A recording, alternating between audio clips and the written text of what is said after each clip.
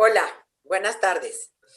Estamos en esta serie de pláticas de jueves de investigación en el INA, serie que ha impulsado el Sindicato Nacional de Profesor de Investigación Científica y Docencia del Instituto, con el objetivo de difundir la labor de los investigadores, su vinculación con la sociedad y con la conservación de los bienes culturales de los mexicanos, y cómo la política de austeridad del gobierno federal ha afectado la realización de sus funciones y de sus investigaciones y, por tanto, la conservación, investigación y difusión del patrimonio cultural de todos los mexicanos.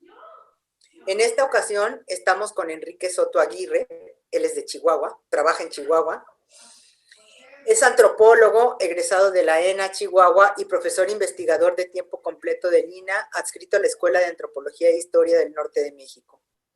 Estudió la maestría en antropología en el programa ENAS y ESAS y el doctorado en ciencias sociales en el Colegio de la Frontera Norte.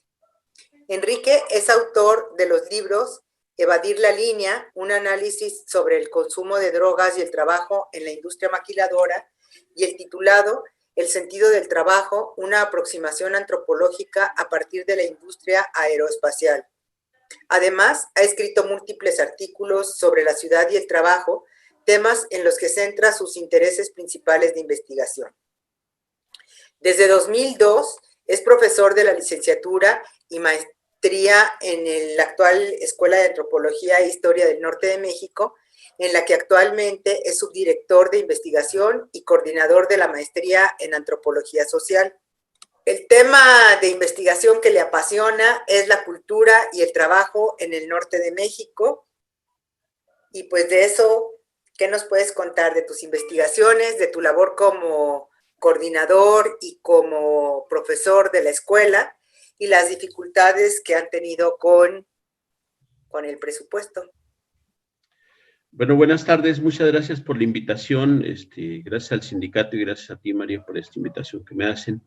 Mira, yo creo que vamos a tratar de resumir un poco la situación a partir de mi propia experiencia. Yo empecé en la escuela, mi primer acercamiento a la escuela de antropología, lo que se llamaba antes la ENA Chihuahua, fue en 1990, en su inauguración. Yo fui de los primeros, de la primera generación de esta escuela.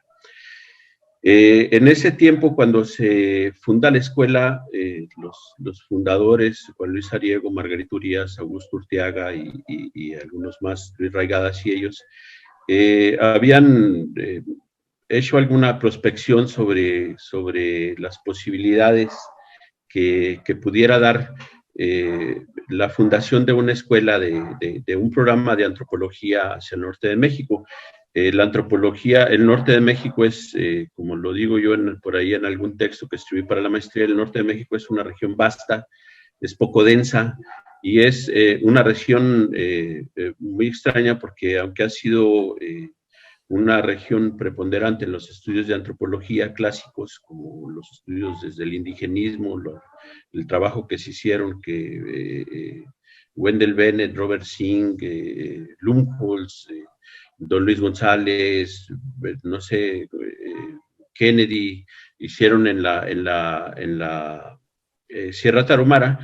Se hicieron también algunos otros trabajos sobre explotación forestal, François Batán, François Lartigue, y ellos, aunque había habido ya décadas de trabajo antropológico, el norte de México era una región árida en la antropología, a la vez, ¿no? En la antropología nacional, era una región incluso poco olvidada por el INA. Uno, si recorre el mapa, el INA centra sus esfuerzos del centro hacia el sur, y el norte de esta región vasta, grande, amplia y poco densa, es una región que para la antropología nacional estaba poco suelta de la mano. Con esa idea en mente se fundó la Escuela de Antropología que era el norte, y había varios temas que se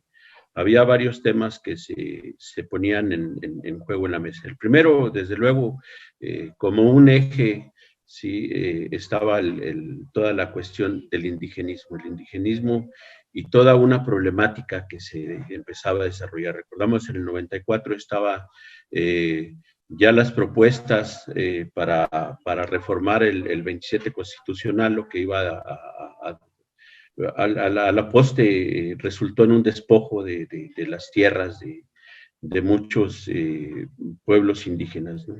Estaba también la situación del campesinado, que más o menos estaba corriendo la misma circunstancia que los pueblos indígenas.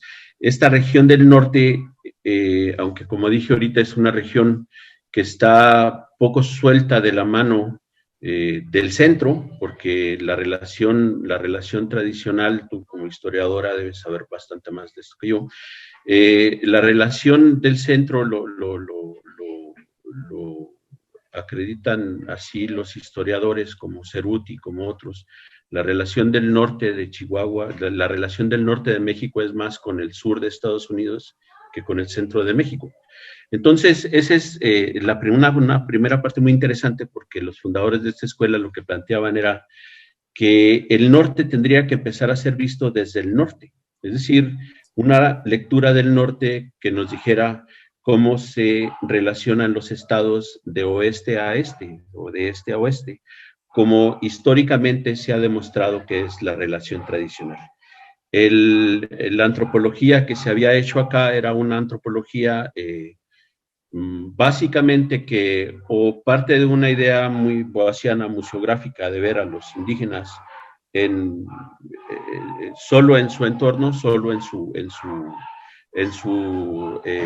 sus localidades o en sus comunidades, y la otra es ver las relaciones que construimos del norte hacia el centro de México. Es decir, una visión de la antropología que seguía mucho la visión del Estado. Bueno, la cuestión de la antropología, de fundar una escuela de antropología en el norte, era exactamente esta, ¿sí? Primero, discutir con esa idea del norte al centro. Entonces, empezar a discutir el norte por el norte.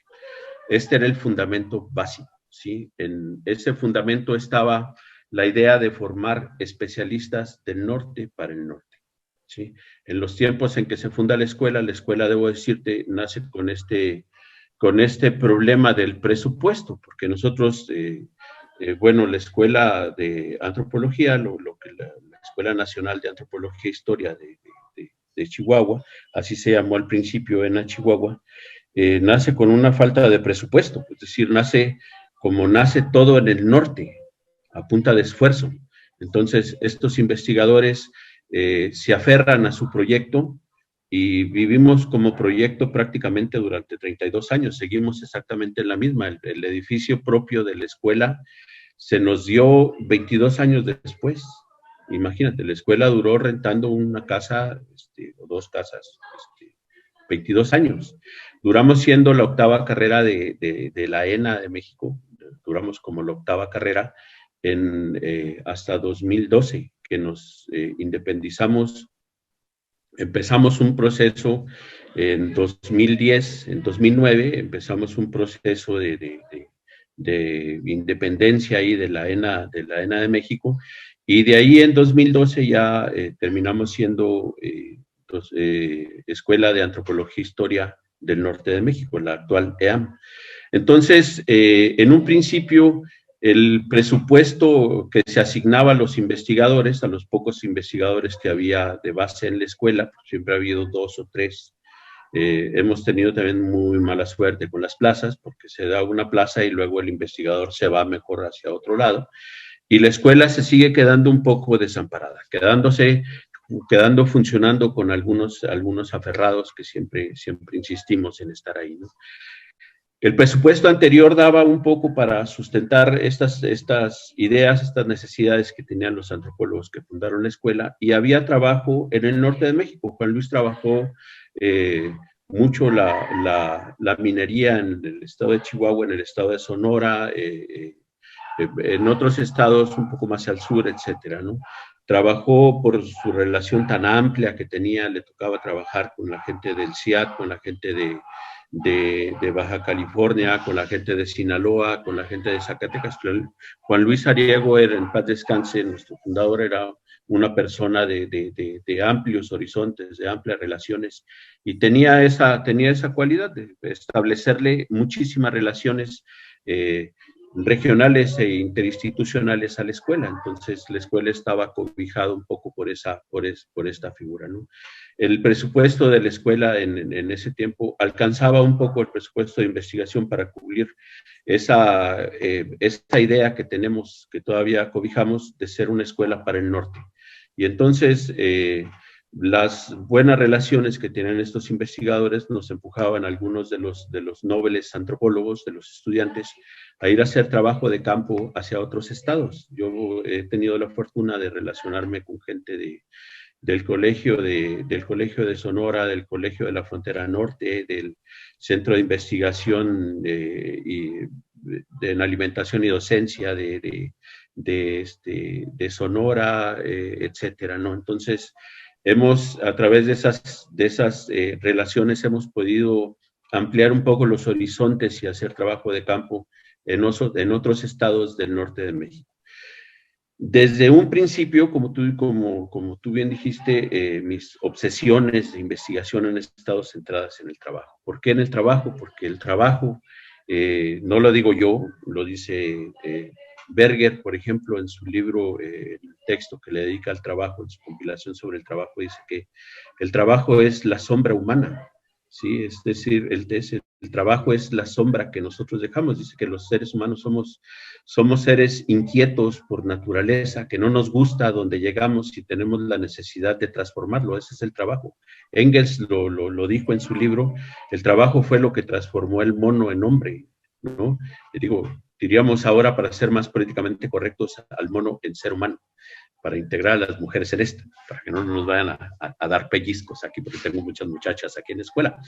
Entonces, aquí en la casa, ¿no? Entonces, esa obsesión del trabajo es quizá la actividad humana que mayormente organiza la vida cotidiana de las sociedades. Entonces, sobre esa base es mi obsesión. Yo vengo de una familia sumamente trabajadora, a mí me enseñaron a trabajar desde un principio. Desde pequeños, el trabajo era todo, el trabajo. Yo vengo todavía de esa tradición de esa tradición familiar que asume que el trabajo ennoblece, ¿no? El trabajo ennoblece los seres humanos, el trabajo es lo que dignifica al ser humano.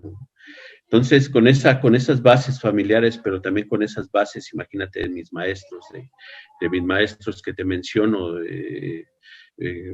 Juan Luis, Augusto Urtiaga, Luis Raigadas y ellos, ya han estado centrando sus trabajos en esto. Bueno, con esto me inicio yo como investigador en antropología y tengo ya 20, 25 años, pues 30 si tomamos mis años de estudiante como investigador desde esta perspectiva específica. Ahora bien, aunque yo me he centrado mucho en el trabajo en la industria maquiladora de exportación en el norte de México, me he dado cuenta que el trabajo como esta actividad humana en la que se focaliza gran parte de la cotidianidad de todos nosotros, porque trabajemos o no, estamos básicamente, ¿cómo se llama? Existe esta directriz incluso en los horarios que tenemos a la hora de las comidas, de organizar toda nuestra cotidianidad, vaya, estamos centrados por ese reloj laboral, ¿no? Entonces, sobre esta base, desde hace tiempo, yo tuve que hacer mis estudios de doctorado, me fui a hacer mis estudios de doctorado a Baja California. Y en Baja California empezamos a ver, ya un poco lo veíamos aquí porque estudiamos las ciudades aquí en Chihuahua, y veíamos que esta idea de estudiar el trabajo tenía que ser un poco más amplia, es decir, salir de las fábricas y entrar en otros ámbitos que no son propiamente fabriles, como los de los campesinos. Imagínate, estando en Baja California, tienes un laboratorio impresionante que es el Valle de San Quintín, con todos los jornaleros y todo lo que implica. Te decía ahorita, esta vasta zona que tiene a veces poca relación con el centro, es una zona muy compleja porque estamos cobijados por esto que ahora es tan de moda, que es la globalización. Somos una zona completamente globalizada en cualquier ámbito que veas en el norte de México.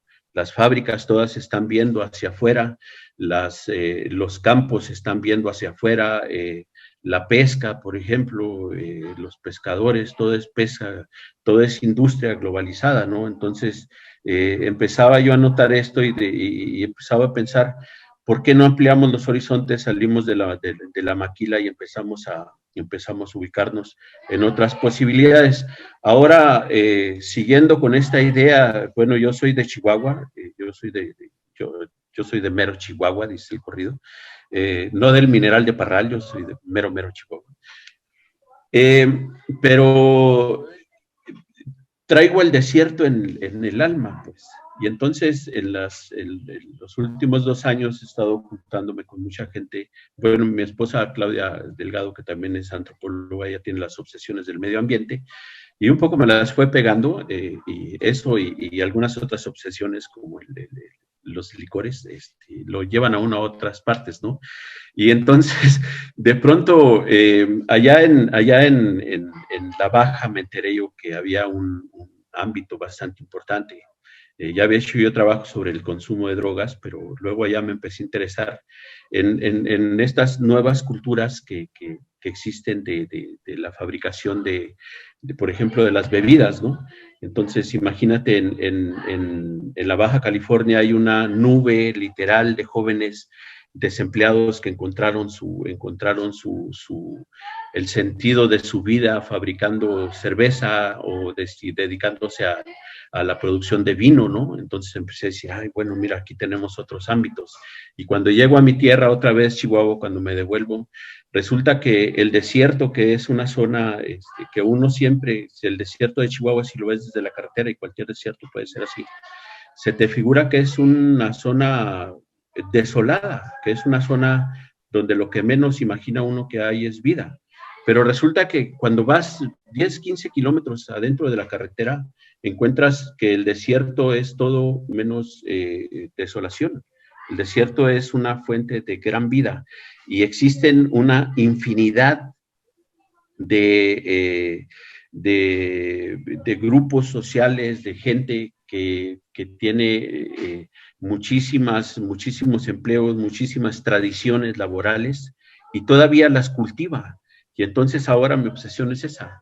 Entonces habíamos formateado el año pasado un proyecto que primero inició con los sotoleros, con una tradición que hay aquí en Chihuahua, que es toda la gente que produce sotol, que también está sufriendo ahorita el embate de la globalización, porque el sotol es una planta endémica que además no ha sido domesticada, apenas empieza a ser domesticada recientemente, y la idea de producción para un mercado global les ha hecho agotar lo que hay de planta nativa, ¿no? De planta natural, y entonces ahora tienen que estar domesticando la planta para poder darle solución a toda la producción que tienen pendiente. Entonces, de que empezamos a llegar primero al sotol, con la gente que produce sotol de manera artesanal, que ahora ya lo están industrializando, empezamos a ver también que hay en ese vasto desierto una cultura ganadera impresionante, ¿sí? Y una nogalera, y una candelillera, y hay muchísima gente dedicada a la pesca, imagínate la pesca en el desierto, ¿no? Entonces encontramos que el desierto es vida, y formateamos con gran ilusión este proyecto de Lina para meterlo en el CIP y que nos lo aprobaran para ver las culturas laborales del desierto, ¿no? Y ver a ver si del desierto de Chihuahua nos podíamos pasar al desierto de Sonora y empezar a trabajar con los pescadores, luego irnos al desierto de San Quintín en Baja California y trabajar con los jornaleros y trabajar también en Sonora y etcétera, etcétera. Y resulta que pues de los 3 pesos que pedimos, pues nos aprobaron 0 pesos. Entonces, imagínate el drama de a dónde va la ilusión de evidenciar toda esa riqueza de la cultura laboral del norte de México, cuando pues básicamente te quedas sin un peso.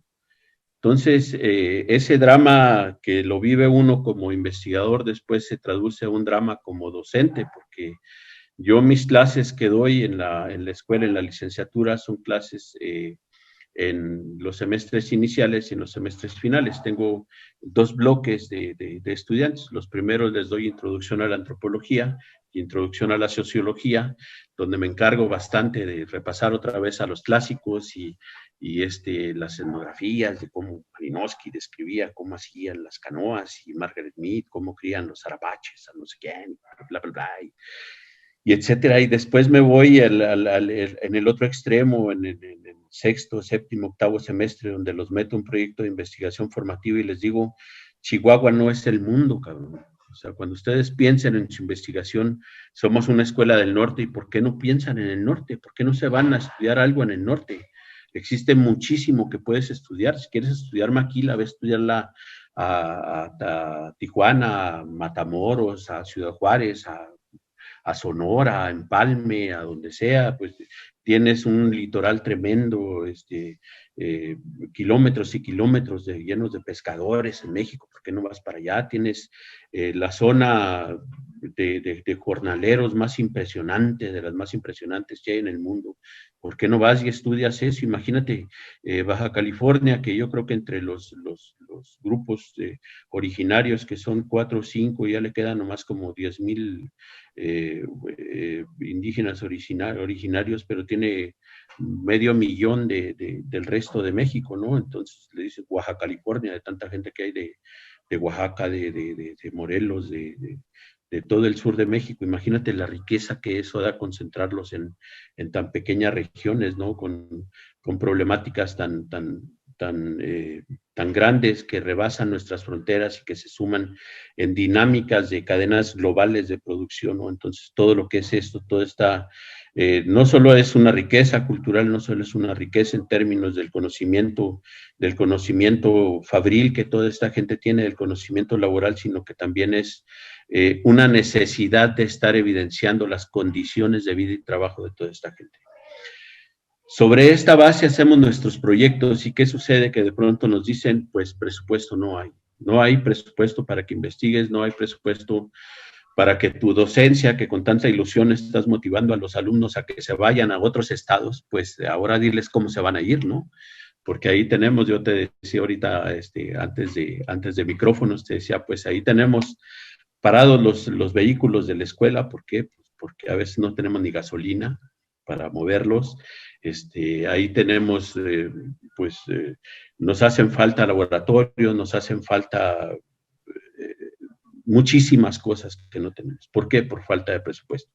Ya es una falta de presupuesto que se venía agudizando. Yo te digo, empecé la escuela cuando empezó la escuela en el 90 y se venía agudizando década tras década. Veíamos que había que hacer esfuerzos por conseguir presupuestos en otras instituciones o en otros sistemas. Había que meterse a CONACYT, luego nos llegó el apuro de ser SNI. Yo soy miembro del SNI 1, soy. Entonces, esto es con la idea de conseguir un poco más de presupuestos, de que CONACYT te arrope en sus proyectos, te metes al PRODEP, te empiezas a comprometer en donde te puedas comprometer, con quien te prometa que te va a dar 3 pesos de una computadora para que puedas hacer y un poco de bibliografía para que la compartas con tus alumnos, ¿no? Entonces te empiezas a comprometer en donde sea. Y resulta que llegamos a esta situación, ¿no? Esta situación donde todo el mundo te pide informes, pero nadie te da un peso, todo el mundo te lo promete, pero nadie te lo da. Y entonces esa es la forma, esas es las condiciones pues precarias en las que enseñamos antropología en el norte y en las que la gente aprende antropología en el norte de México, ¿no?